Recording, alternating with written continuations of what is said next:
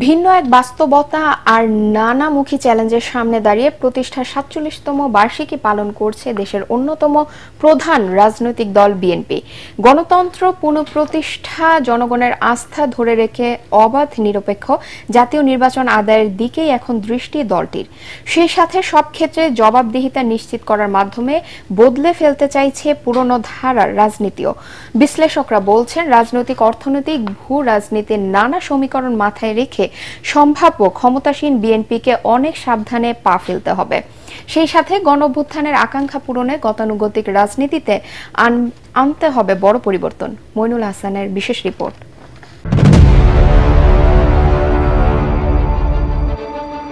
১৯৭৫-এর পট পরিবর্তনের পর রাজনৈতিক শূন্যতা আর চরম অস্থিরতার মুখে দেশ।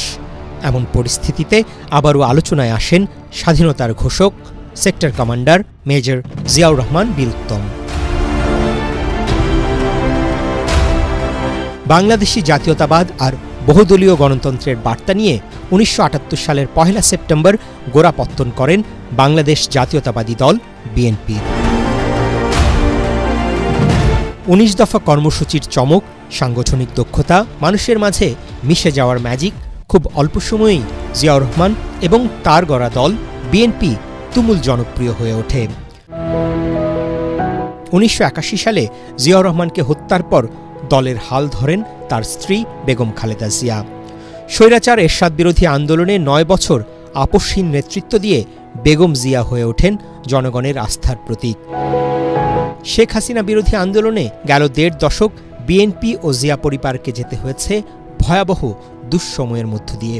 বেগম জিয়ার কারাবাস, গুরুতর অসুস্থতা আর ভারপ্রাপ্ত চেয়ারম্যান তারেক রহমানের নির্বাসিত জীবন, দুই শীর্ষ নেতার অনুপস্থিতির মধ্যেও তৃণমূল নেতাকর্মীদের ত্যাগ আর সাধারণ মানুষের সমর্থনে বৈরী পরিস্থিতি উতরে যায় বিএনপি। ২৪-এর গণঅভ্যুত্থানের পর সুদিনের প্রত্যাশায় এখন দলটি। বিএনপি জেল জুলুম শিকার হয়েছে, সংগ্রাম রাজপথে ছিল, অনেকেই কারাভোগ করেছেন। বিএনপি নিজেকে মধ্যপন্থী দল হিসেবে দাবি করে এবং সাম্প্রতিককালে যে রাজনৈতিক ক্ষেত্রে তার যে নীতি, পথ এবং বক্তৃতা, বিবৃতি, সেটা আমি মনে করি অনেকটাই ভারসাম্যপূর্ণ, অনেকটাই গঠনমূলক।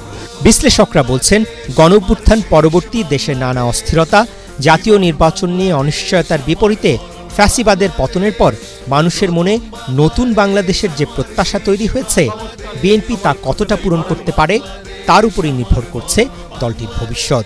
দেশের ভেতরে বাইরে সমস্যাটা অনেক কঠিন।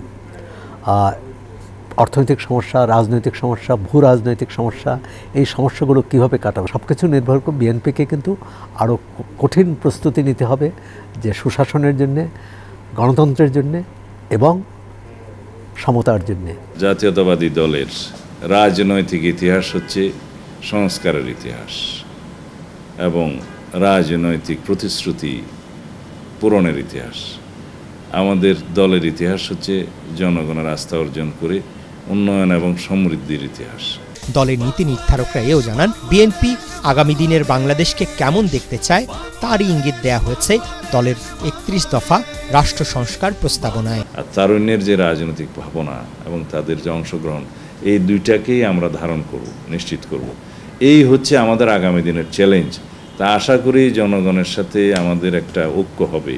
এখন এগুলোকে আমরা সাজাচ্ছি সুন্দরভাবে। আগামী দিনে ফ্যাসিবাদের যাতে উৎপাত, যেটা আমরা সন্দেহ করি, সেটাকে যদি আমরা প্রতিরোধ করতে পারি, তাহলে পরে ইনশাআল্লাহ আমরা খুব সাকসেসফুলি আমাদের সে সমস্ত অ্যাচিভমেন্টগুলো আমরা অর্জন করতে পারব।